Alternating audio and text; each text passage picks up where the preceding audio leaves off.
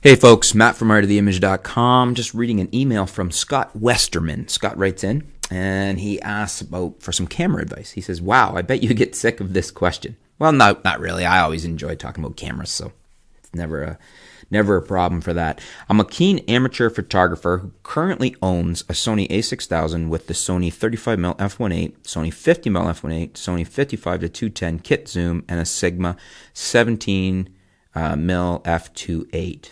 Nice little kit you got there.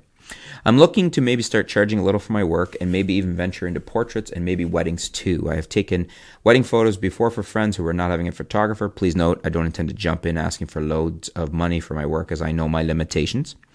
All the photographers who I admire shoot pro DSLRs, either Canon or Nikon, and there really must be some reason for this. I do like the image quality from my a6000, but I'm a little concerned about the focus and lower light.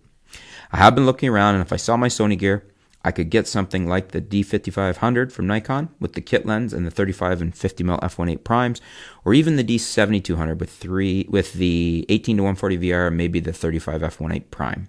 I'm looking at Nikon as I read their sensors are a little better on the budget end, which is where I am, than the Canon bodies. As you are someone who knows more than me about these things, I would love your opinions and any suggestions you may have. Many thanks.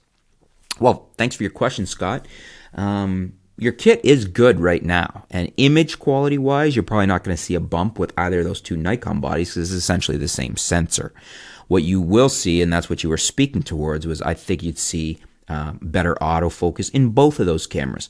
What you need to decide is, do you want the 5500 smaller compact body with less pro features, or the 7200 essentially the same image quality but more of a pro body, more extra dial, so you've got a dedicated shutter and a dedicated aperture dial, just modeled after more of a pro camera. It's essentially, well, until the 500 came out, it was their pro DX camera.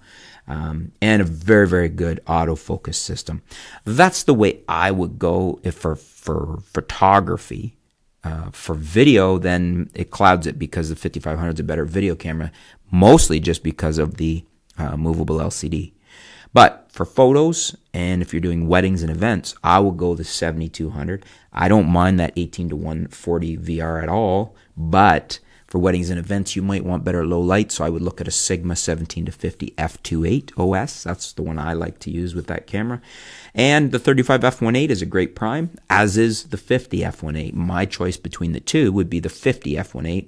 Even the 85 f1.8. It's good to have a couple different lenses there, but I would start with the 50 f1.8G because it gives you an equivalent field of view of 75 mils, which is very close to the traditional portrait lens being 85 mils. So that's what I would do. I do agree that the Nikons have just a little bit better image quality than the Canon bodies. If you were heavily into video, then I would flip it over and say you'd be better off with the Canons. But for what you're doing, I would go Nikon D7200, Sigma 17-50 f2.8, or if you want to spend the money and get the Nikon 17-50 f2.8, the advantage with the Sigma being that it's also image stabilized as well as less money. And then the primes, I will go with the 50 f1.8G. What do you guys think? Do you agree with my recommendations? Would you go with the 72? Do you disagree? Would you go with the 55, or would you go with something else altogether? Let me know in the comments below. Let me know what you guys would do and why. Let's help Scott out here. Let's help him make his decision, what he wants to buy into. And stay tuned. We'll be back soon here at artoftheimage.com.